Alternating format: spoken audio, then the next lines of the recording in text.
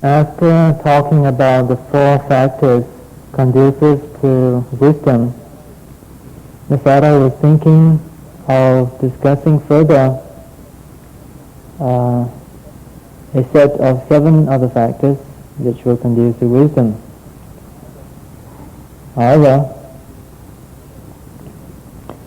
through the daily interviews with yogis, Sayadaw has come to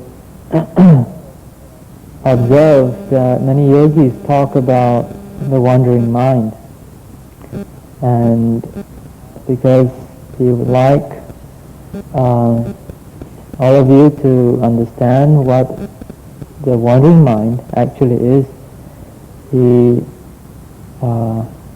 will be giving a talk tonight on the subject of the wandering mind. It is in fact based on a sutra by the Buddha and has a riddle behind it.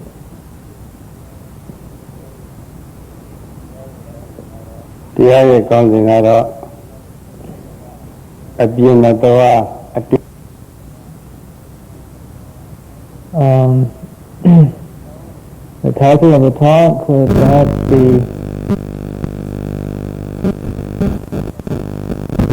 Stopping Through Suffering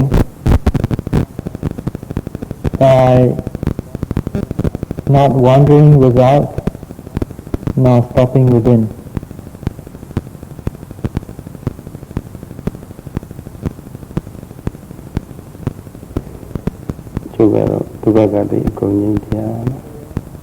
In other words, it talks on how sufferings can be extinguished through the method that is to be discussed. We just heard a recitation of the Pali by Sayadaw. It's actually an extract from the sutta that was delivered by the Buddha himself. An approximate translation of the Pali that was given just now could perhaps be rendered in this way. One should not allow the mind to wander without. One should not allow the mind, neither should one allow the mind to stop within. A bhikkhu who is able to be mindful in that way will eventually be able to extinguish all suffering.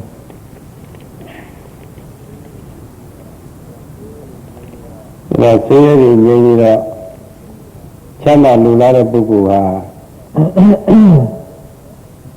for those of us, or those of you who would like to be free from suffering,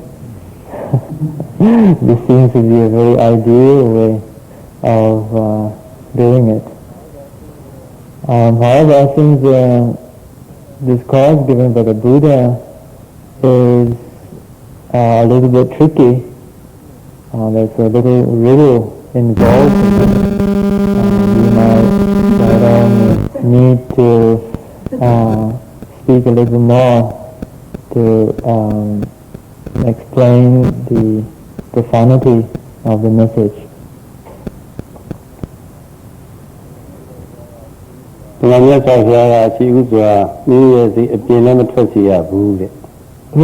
Buddha said that one should not allow one's mind to wander without. That means that it is not good to allow the mind to wander.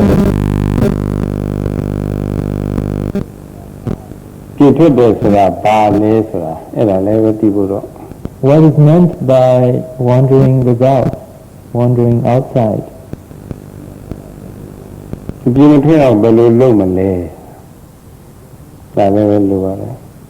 We ensure that the mind does not wander without.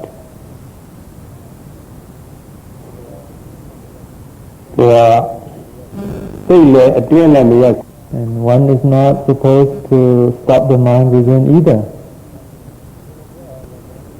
အပြင်ထွက်အောင်တော့တနည်းနဲ့ချုပ်တီးထားလို့ရနိုင်တယ်ထားပါလေစိတ်အတွင်းမရရဘူးဆိုတော့စိတ်ကအတွင်းမှာဖြစ်နေ Well, if it's just to, stop the mind from wandering outside, well, it's not so difficult. One can force the mind not to wander outside. But there is an additional clause, which is that you're not supposed to let it stay inside either. So it's kind of tricky.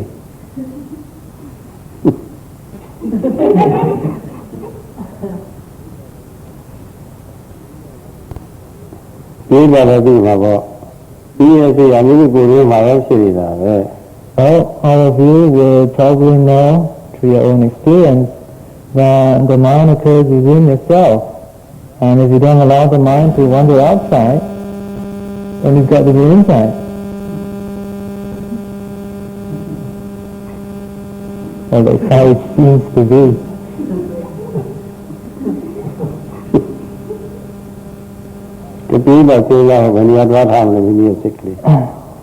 Well, what do you think? Where should you put the mind?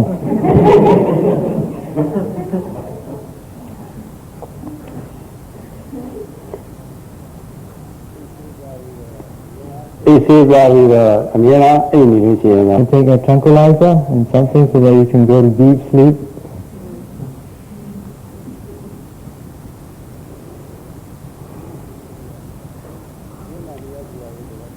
အတွင်းမှာမရစီရဘူးဆိုတော့အတွင်းရတာမကောင်းဘူးဆိုတဲ့အဓိပ္ပာယ်ပေါ်ထွက် Well, if the Buddha said that we should not allow the mind to stay within us, to stop within us, it means that, if we stop within, it's not too good. အတွင်းရတာမကောင်းဘူးဆိုတော့အတွင်းမရအောင်အတွင်းရတယ်ဆိုတာဘာလဲ Well, it's important to understand what is meant by stopping within. အတွင်းမရအောင်ဘယ်လိုလုပ်လဲဆိုတာလဲ It's important to know how not to make the mind stop within. အဲ့ဒီလိုနည်းနဲ့ What is the benefit behind carrying out this instruction by the Buddha? Not wandering outside and not staying inside.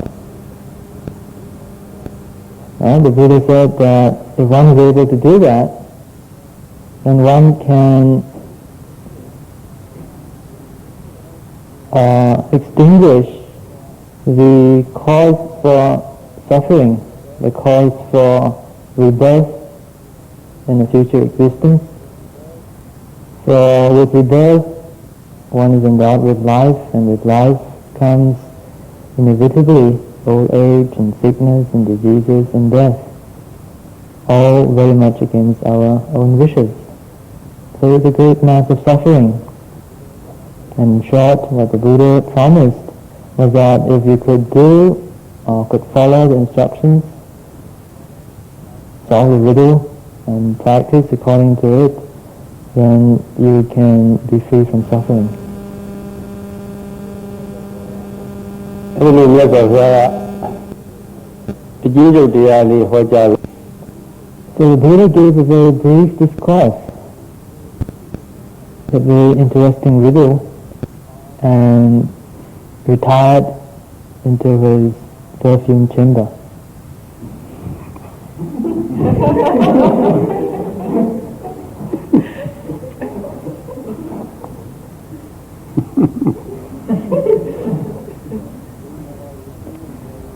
ဒီလိုကကိုကျင်းကျပြောပြီးတော့တရားဝဲသိနေလို့ရှိရင်ပြီးလာတယ်လို့နေမလား So I wonder how all of you would feel if you said, ended the talk right now and went back.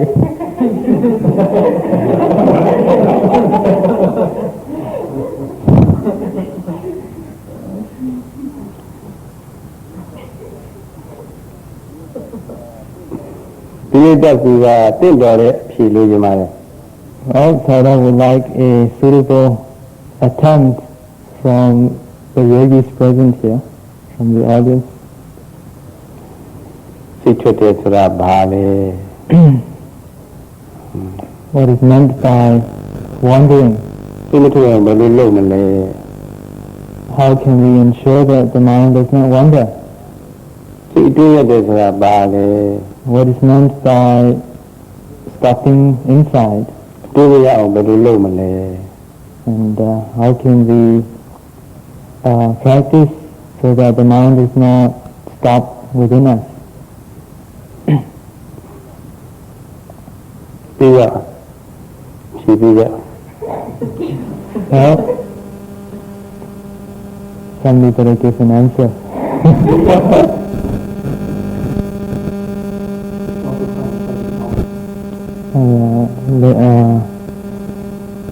Di kaya ayong go susah mai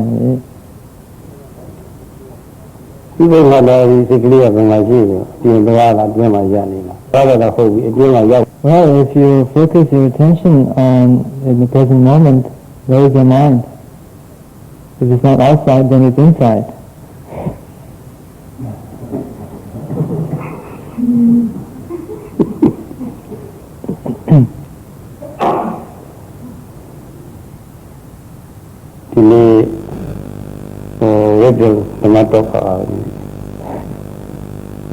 We've done the talk today.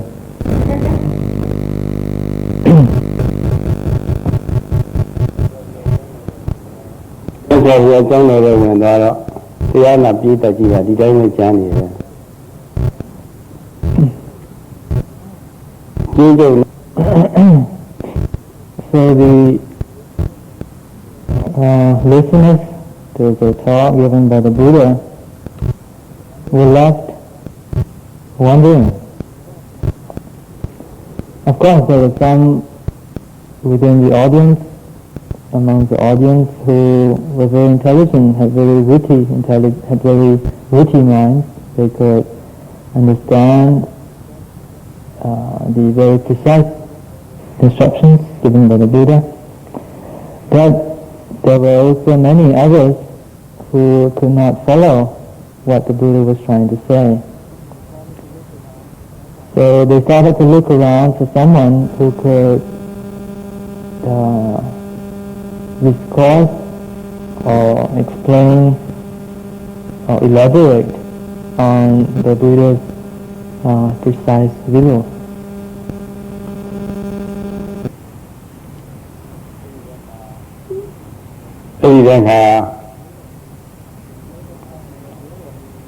During the time of the Buddha, there was a Mahathera, an elder, by the name of Venerable Kaccayana.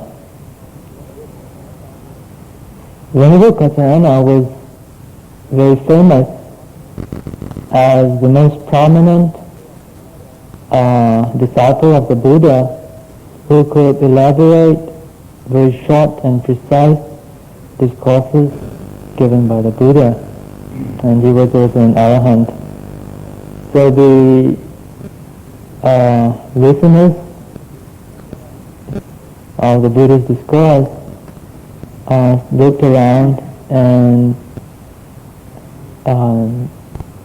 finally selected the Venerable Kaccayana to give an elaboration.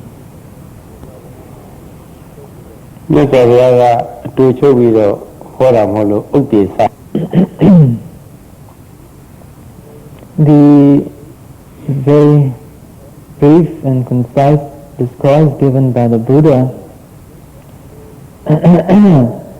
is called Udesa. Udesa in the sense that it's very concise and brief. And the elaboration given by the Venerable Kaccayana is called the Vibhanga, which means an elaboration on a very succinct and precise and brief discourse given by the Buddha. That's why this particular discourse is called the Udesa Vibhanga Sutta. ဒီ ဒီသုဒ္ဓဟာတာမန်လေးလာတော့လို့ရှိရင် on casual perusal, this particular sutra would not seem to be very interesting. To the ordinary reader, it's just one of those sutras. But to someone who has had experience and interest and commitment to the Dharma practice, this sutra can indeed be very enlightening. ဒီတော့အဟိလိစံစံဟောကြားထားတာဖြစ်တော့ Since it was given as a sort of a riddle, it can also be very good exercise for your intellect. အခုပြိတ္တပဲလို့ဘယ်လိုဟာပါလိထွက်တယ်ဆိုတာဘာပါလိရက်တယ် Well, Pharaoh believes that most of you at the moment must be wondering what is meant by wandering outside and what is meant by staying inside. ဒီလိုအတွေ့အကြုံလေးတွေဖြစ်တာတော့ဘုန်းကြီးဒီ Well, Pharaoh is confident that all your thoughts at the moment wondering about what is meant by this riddle would not be in any way alarming. I mean, this is nothing compared to waiting outside before your interview. In fact, there was one particular yogi who said that coming to see the sadhu is like waiting outside a dentist, waiting outside for a dental appointment.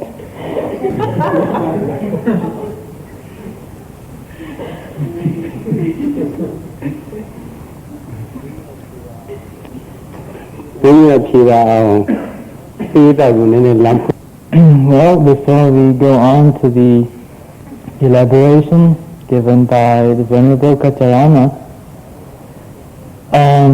Sarah would like to give you all a hint.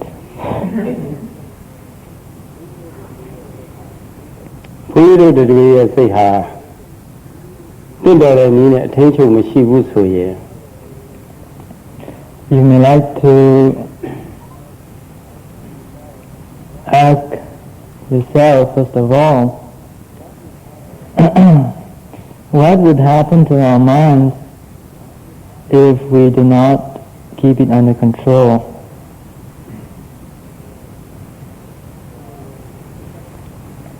Yeah.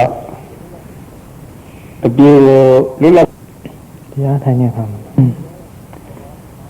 we were to just allow the mind to be loose and to go wherever it wants to, how do you think the mind would respond to the pleasures of the senses? To visual object, to sound, to fragrance, smell, to taste, to bodily contact, to thought.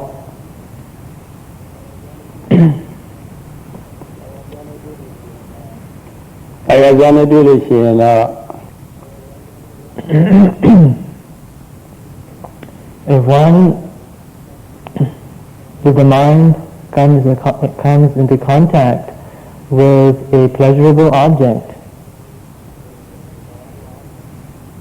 a desirable object, a tempting object, then very naturally it will be filled with greed. At that moment, one can say that the mind has wandered off. တကယ်လို့မုန်းစရာမြတ်စရာနဲ့တွေ့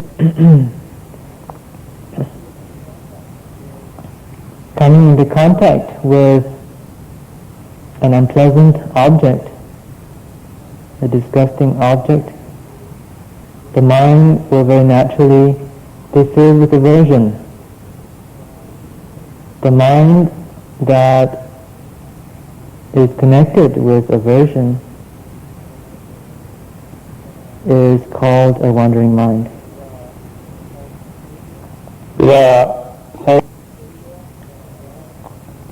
Failure to note what is happening from moment to moment, to gain an understanding into the true nature of reality, means that the mind at that moment is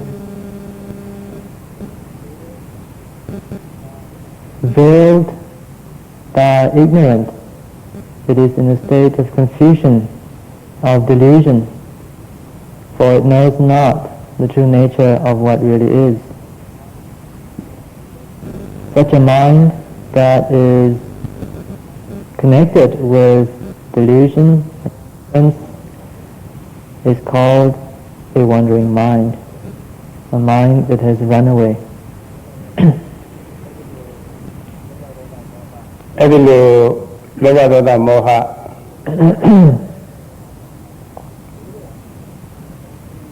So the Buddha actually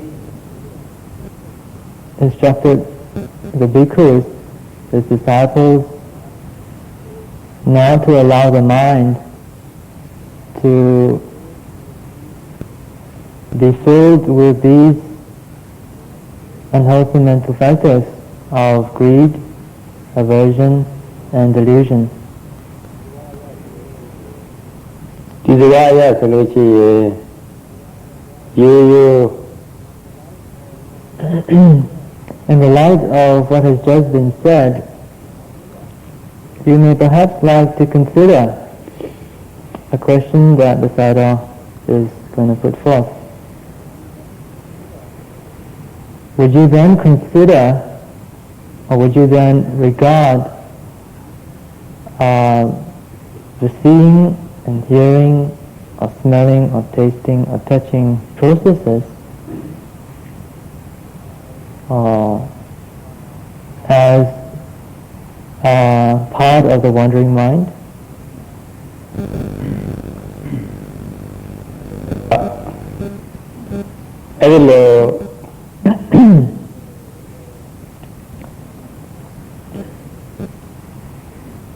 The sense processes, the sensing processes, for instance, the process of seeing actually occurs through a series of consciousnesses, which belong to a category that is neither wholesome nor unwholesome. The bad seeing process occurs, or rather, the bad seeing process comprises of a series of consciousnesses which are neither wholesome nor unwholesome. But immediately after this first series of consciousnesses, in the absence of mindfulness, there will occur another series, or a couple of series of consciousnesses which may be accompanied by greed, hatred, or delusion. So the point of the practice is to sharpen your mindfulness to the extent that it is able to catch the seeing process, for example, at the end of this first series of amoral consciousnesses, to prevent the occurrence of the following series of consciousnesses, which may be, which will be accompanied by greed, hatred, or delusion. This applies also to the rest of the other processes, to the hearing process, to the smelling process, the tasting process, the touching process, and to the thinking process. So if the mind is able to stay, is able to catch that first series of immoral consciousnesses, then we say that it is not wandering. But if it is if it automatically goes from the first series to subsequent series, of unwholesome consciousnesses, then we say that the mind has wandered. In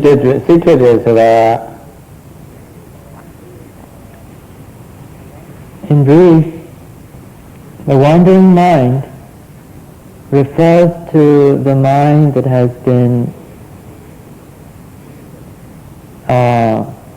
tainted or polluted by the kilesas as it reflects on what has happened or what is happening.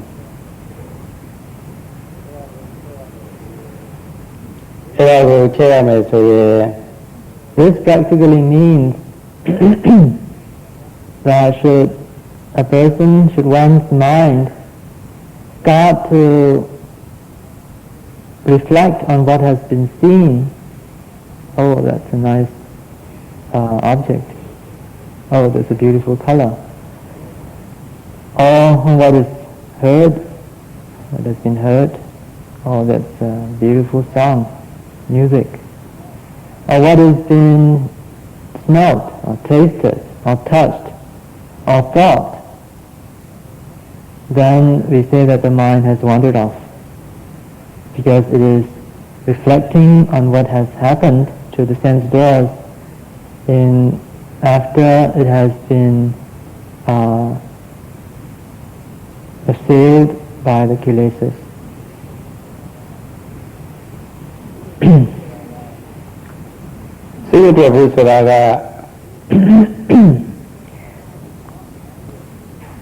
The mind that is not wandering, on the other hand, refers to the mind that is able to be aware of an occurrence at the very moment that it's happening.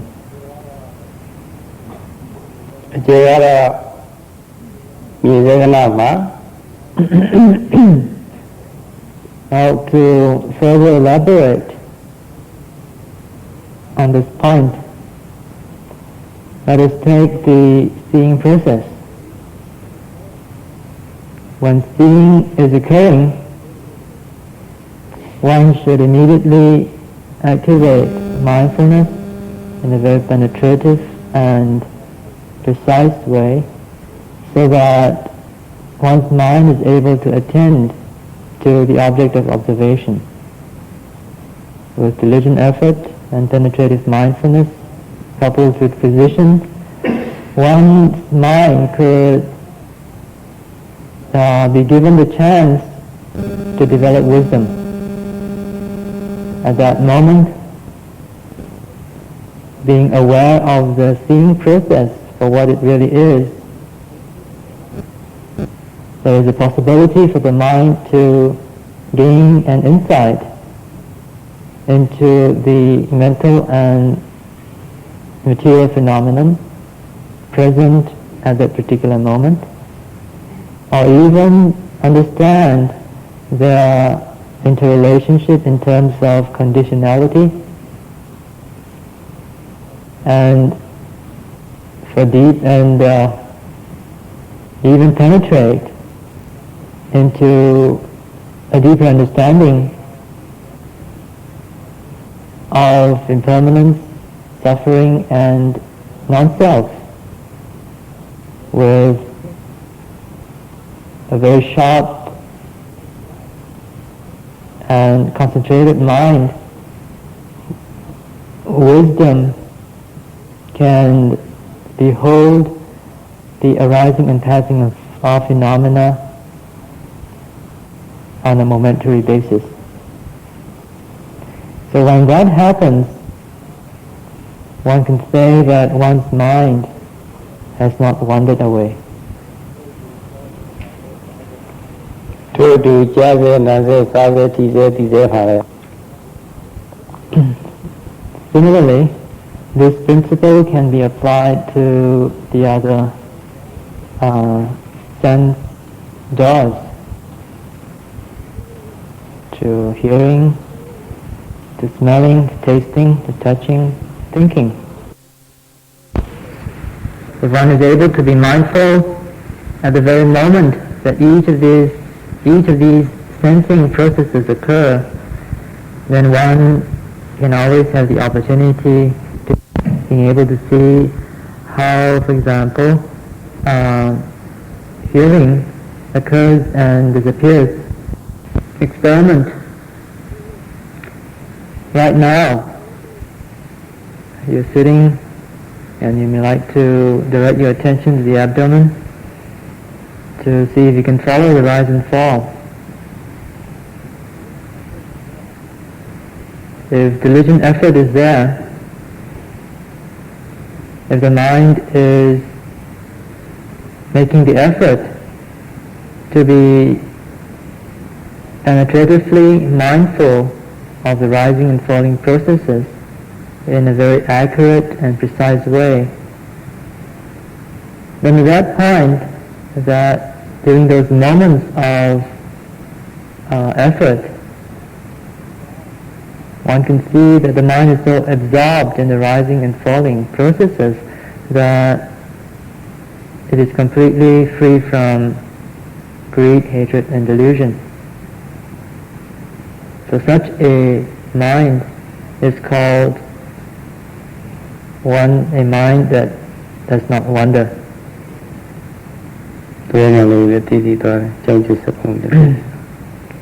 And when such a mind again is able to follow that process of rise and fall, then it is able also to gain an insight into the true nature of the rising and falling processes. What is the rising process? What is the falling process? These are only names, but the actual experience points to something else. It's certain physical sensations of tightness, of movement, pressure, and so forth. And one can see, depending on one's level of understanding, how they behave, how they are interconnected to this mechanism of cause and effect, and how they manifest the characteristics of impermanence by their rapid arising and passing away from moment to moment, and their suffering nature, and their non-selfness.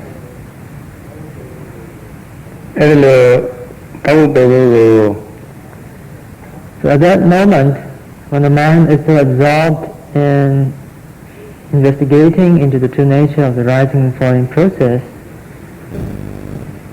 and actually feeling it, then there is no room at all for the kilesas to come in. There is no greed, there is no hatred, there is no delusion.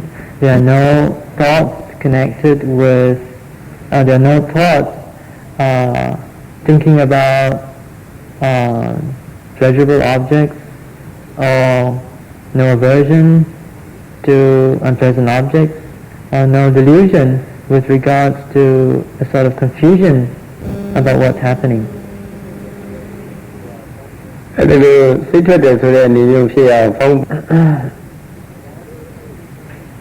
As one is involved in this process of watching the rise and fall of the abdomen, quite engrossed and quite absorbed, a sound certainly is heard. The sound becomes very predominant. At that moment, if one leaves the rise and fall and notes the sound with mindfulness, noting it as hearing, and not getting carried away into reflections on the sound, but coming back to rising and falling after that.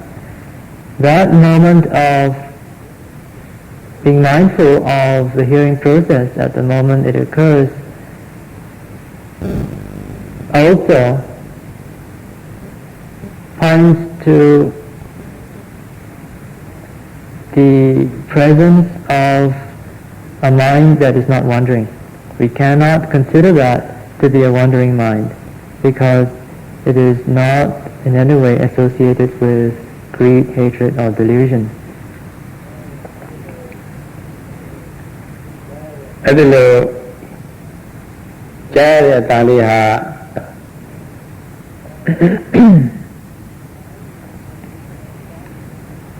The mind may have a different response to sound. One may be watching the rising and falling very intently, and suddenly one hears a very familiar tune, and one wonders, what music is that? Who is singing it? And so forth. One gets caught into a train of thought that are thinking about the music that has come to one's attention. Worse still, there are some yogis who are able to recall certain music, certain sounds, certain songs that they have heard before in the past in their imagination, and they begin to sing to it and whistle and tap their fingers and dance to the music. And that is certainly a case of wandering mind.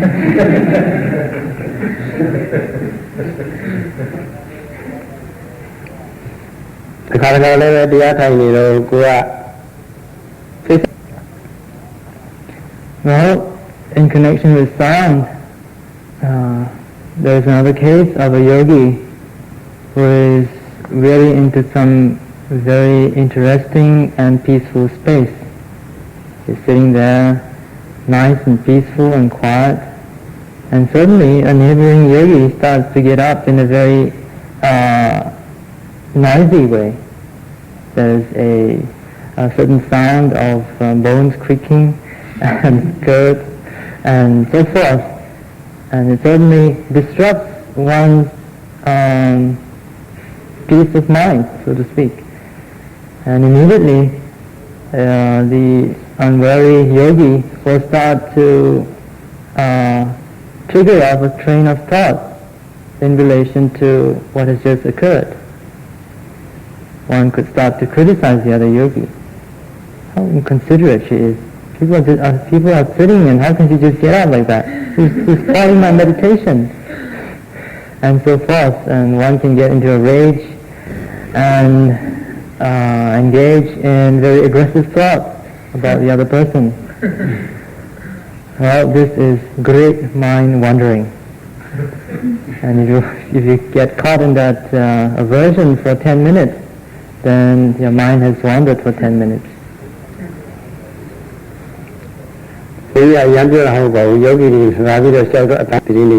Well, Sada is not inventing this case. This is a true case.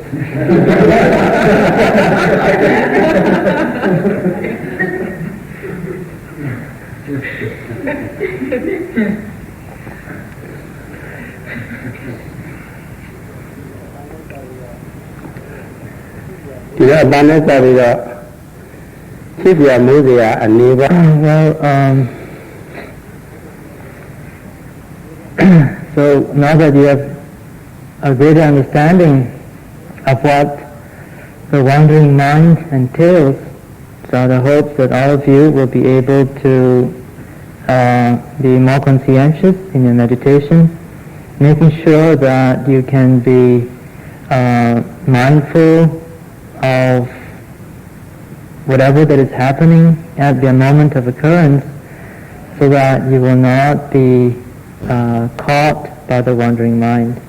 And in fact, Sadhu is very glad to notice, to observe that Many of the yogis here are doing that precisely. ဒီလိုရအောင်နဲ့စပြီးတော့တမနစ်လောက်စက်ကမှတ်နေ Being mindful at each moment is very important. If one is able to be mindful for one continuous stretch of say a minute, and assuming that there is a moment of mindfulness per second, then you can see that for 1 minute there are 60 moments of mindfulness. If you can prolong that continuous stretch of mindfulness to 2 minutes, to 5, to 10, 15, to 30 minutes, to an hour, then you can figure out how great the magnitude of moments of mindfulness can amount to. So the Venerable Kaccayana, in its elaboration to the group of listeners who were unable to understand the brief discourse by the Buddha, he explained that being with the present moment, being mindful of whatever that is occurring at the moment of occurrence, means that the mind is not wandering. If one is unable to do that, if the mind is certainly associated with manufactures of greed, hatred and delusion, then that sort of mind is called a wandering mind.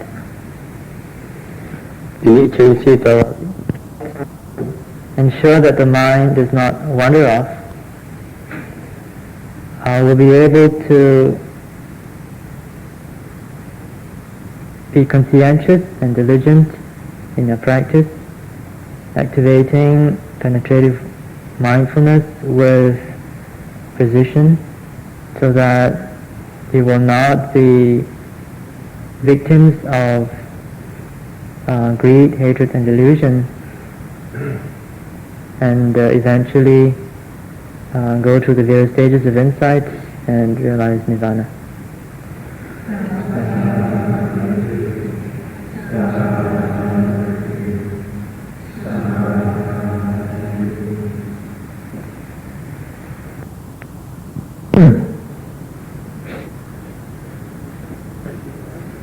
It was discussed yesterday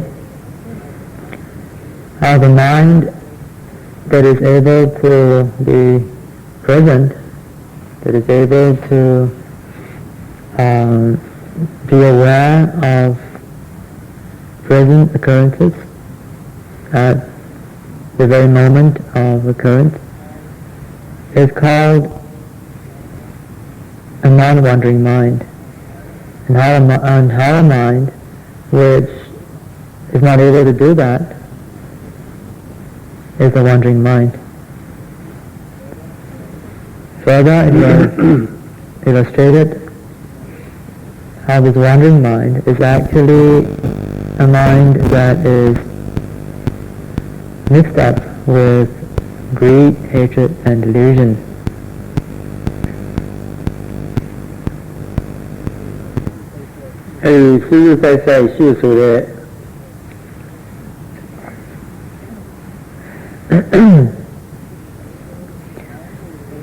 The mind that is able to be present, the mind that is not wandering, is in fact the mind that is penetratively being mindful of what is happening. Now the word penetrative needs some explanation. Penetrative here refers to a certain factor of jhana. It is somewhat connected to certain jhana factors which the sadhana will deal with tonight. အခုလို့ဈာနာလို့ခေါ်တယ်လို့ဆိုတော့ Why is jhana so named? Sara was giving a definition of the word in Pali, and he says that it is called jhana because of the ability to stick to an object and observe it. So this jhana, which is often translated as absorption, refers to that quality of mind that is able to stick to an object and observe it.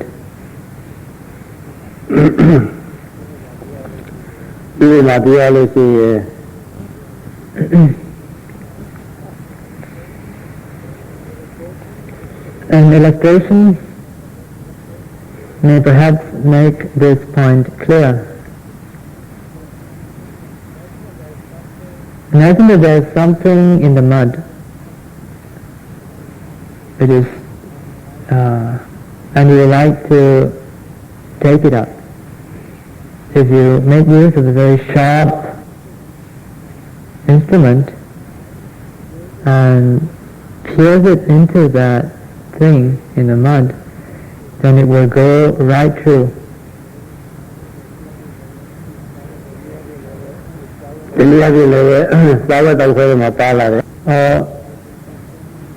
you could also see this point quite clearly in the example of using a fork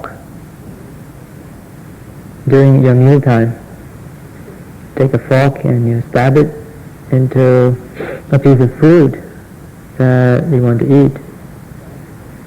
That stabbing through, that penetrating, that piercing of the fork is an illustration of this jhanic quality.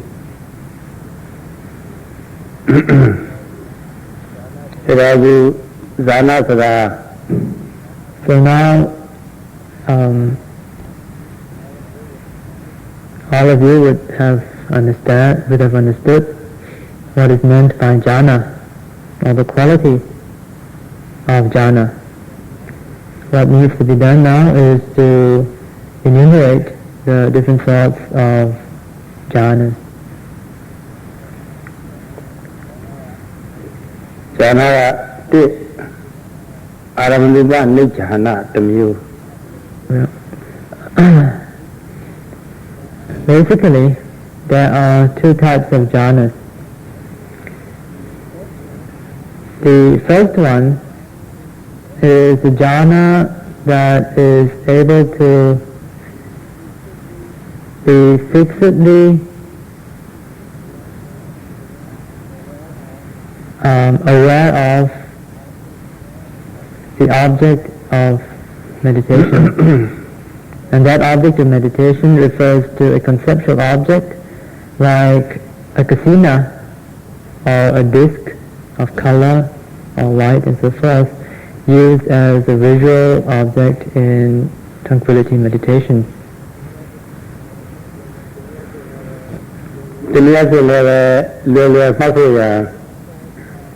Now this sort of jhana is called Aramanupanijhana in Pali. But it is also popularly called samatha jhana because it's the jhana that is directly related to shamatha practice, which means that it is a sort of absorption that one gets into by developing tranquility meditation. It tranquilizes the mind, it stills the mind, makes it very peaceful and calm. Now this samatha jhana refers also to the excess concentration that is developed while one is striving for tranquility. The second sort of jhana is called Lekhanupanitthana, which is the absorption or the ability of the mind to stay focused in observing the characteristics of impermanence, of suffering, and non-self. It also includes the mind that is able to stay fixed and focused while observing nirvana, the peace and tranquility and bliss of nirvana. In short, this second sort of jhana refers to the various vipassana insights and the path and fruition.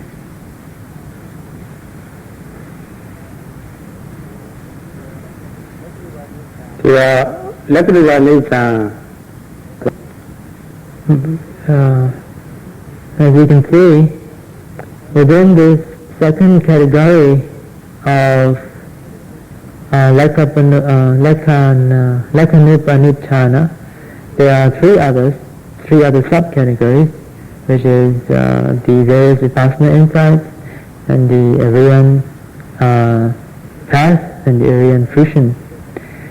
For the sake of convenience, Sarada would like to deal with or classify them generally as vipassana jhana.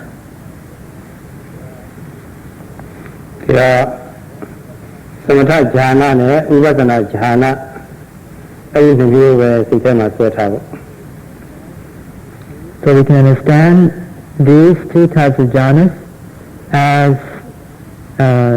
samatha jhana and vipassana jhana. အဲ့ဒီသံဃာမျိုးရဲ့ဌာနတွေက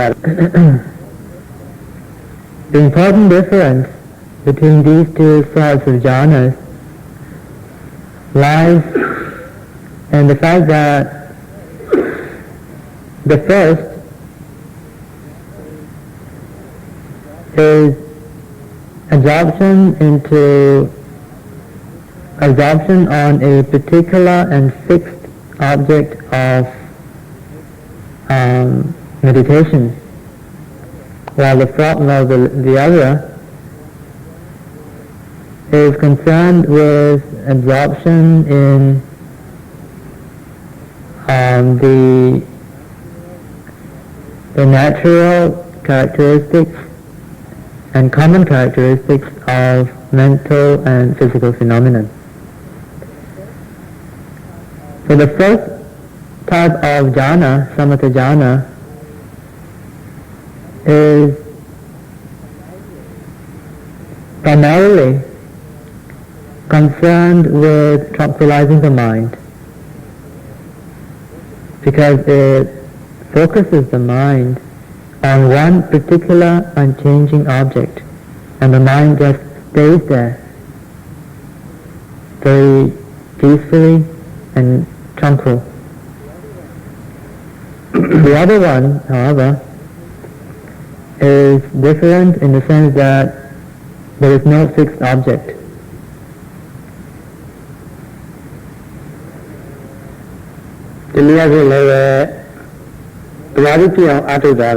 Another way of looking at it is that this samatha jhana is the path of tranquility, the path of developing pure concentration, whereas vipassana jhana is the path of developing insight and wisdom. Another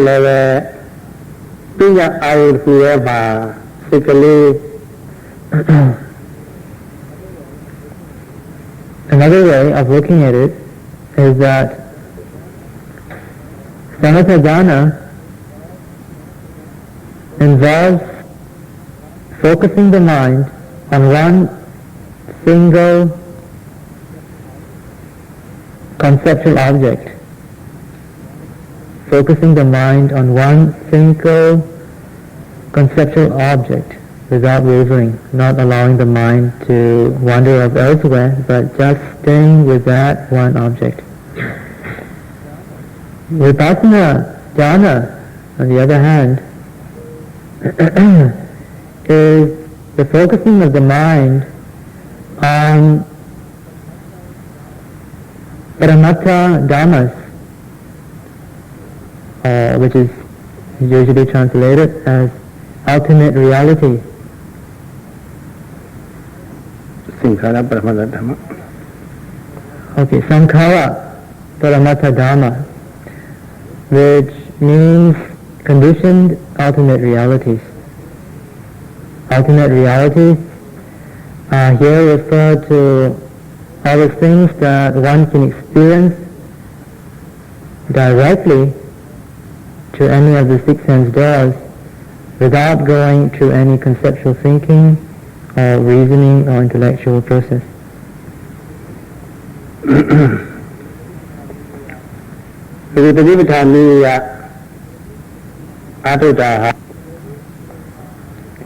Yogis who are meditating according to Satipatthana Vipassana meditation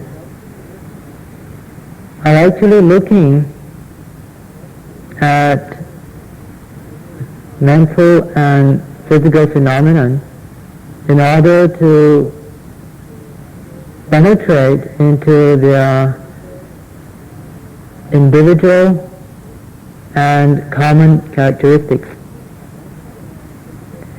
Now, mental and physical phenomenon, of course,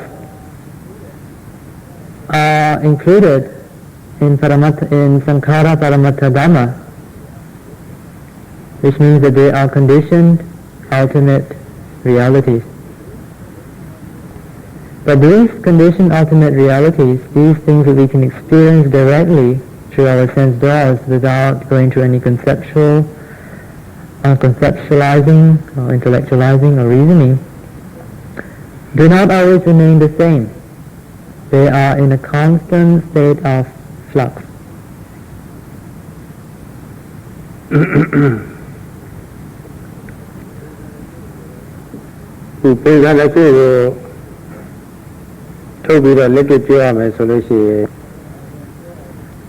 It will not therefore be wrong for us to say that yogis who are practicing Satipatthana Vipassana are in fact developing Vipassana jhanas. To make this point even clearer, the Sayadaw would like to draw your attention to a practical demonstration. Now you're sitting, perhaps you could direct your attention to the rise and fall of the abdomen.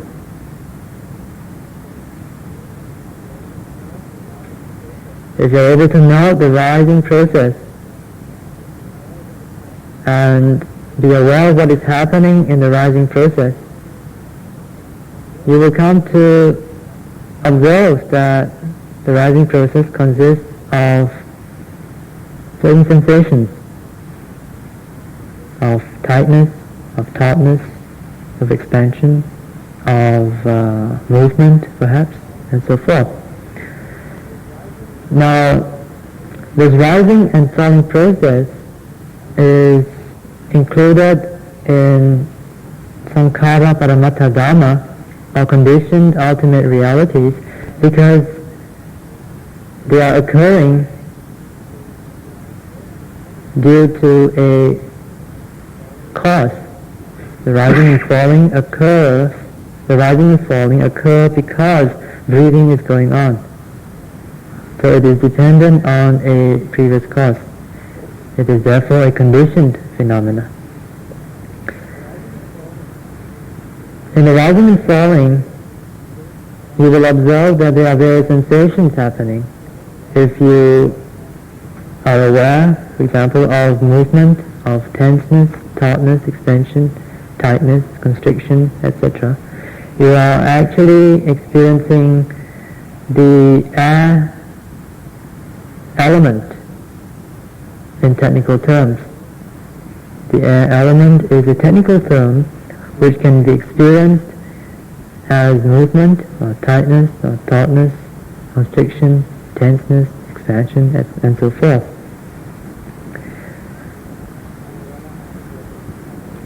Anabana Aruda Pukunyale. For those of you who are practicing Anapanasati, having the in and out breath as a basic object,